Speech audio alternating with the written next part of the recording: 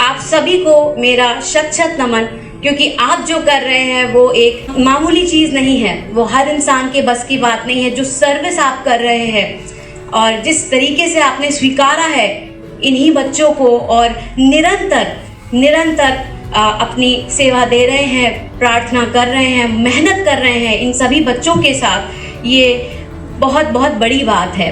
अगर आप आंखों से देख नहीं पा रहे हैं तो energy block, you can not see. तो हमने ये सोच लिया, ये हमारा परसेप्शन है कि सामने वाला अब क्योंकि देख नहीं पा रहा है तो महसूस भी नहीं कर पाएगा, वो चल भी नहीं पाएगा, वो सुन भी नहीं पाएगा। बखूबी कर सकते हैं बाकी 4 इंद्रियों से, नाक से सूंघ के, कान से सुन के, जुबान से चख के, स्किन से महसूस करके, ठीक है ना। बैठे हैं तो प्रेशर भी महसूस कर सकते हैं, हिल रहे हैं तो मूवमेंट भी महसूस कर सकते हैं, राइट। तो जो ह्यूमन ब्रेन है वो फंक्शन करता है सारी इंद्रियों से। हमारे जो सेंसरी ऑर्गन्स हैं वो ही हमें इनपुट देते हैं ब्रेन पे और हमको एक इंफॉर्मेशन देते हैं, ठीक है।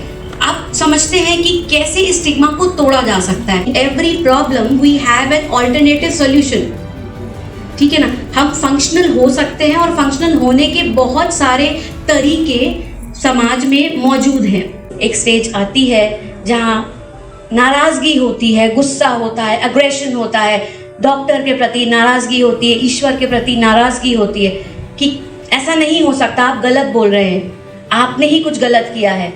अपने प्रति एक नाराजगी होती है कि मेरे साथ ही क्यों। फिर आता है एक पछतावा, एक गिल्ट आता है कि ऐसा मैंने क्या कर दिया, मेरे पूर्व जन्म के ही कुछ ऐसे काम थे जिसकी वजह से मुझे ये सजा मिली है।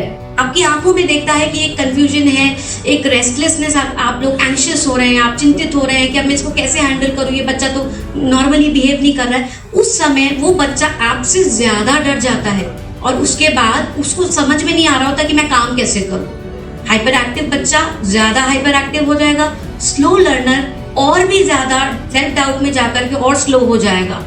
डिस्लेक्सिक बच्चा अपने आप को ये बोलने लगेगा कि मुझे तो कुछ समझ में ही नहीं आता, मेरी हैंड राइटिंग बड़ी खराब है, तो ये जो बच्चे होते हैं ना नेगेटिव सेल्फ टॉक करने लगते हैं। आपके जो भी साइकोलॉजिकल असेसमेंट के रिपोर्ट्स के हिसाब से पूरी टीम होती है, वो क्यूरेट करती है किस लेवल पे बच्चों को सिखाया जा सकता है। तो मैं ये तो नहीं कहूँगी कि हर वक्त इतना ईजी नहीं होता है टीचर्स के लिए भी, हालांकि टीचर्स अपने लेवल पे काफ़ी एफर्ट करती हैं, ये मैं जानती हूँ, और एक्स्ट्रा क्लासेस भी देते हैं टीचर्स इन बच्चों को।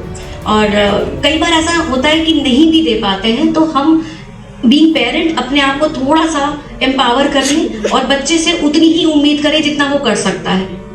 इससे हम फंक्शनल तो बना सकते हैं बच्चे को और उसको आगे जाकर के किसी वोकेशन में वो, बाकी जितने भी हमारे टीचर्स हैं, प्रिंसिपल्स हैं, अगर हम सब मिल करके एक बच्चे पे काम करते हैं तो चेंजेस डेफिनेटली होता है, क्योंकि एक बच्चा अकेले नहीं होता है, उसकी पूरी फैमिली होती है। तो बदलाव लाना है तो फैमिली को भी पुल करना पड़ता है बच्चे के साथ, क्योंकि बच्चा एक आपके पास आ रहा, वापस वो घर में जा रहा है। तो चेंज बच्चे से ज़्यादा फैमिली में भी आता है when we reach there as a team and we assure them that yes, there is a possibility, we are there for you.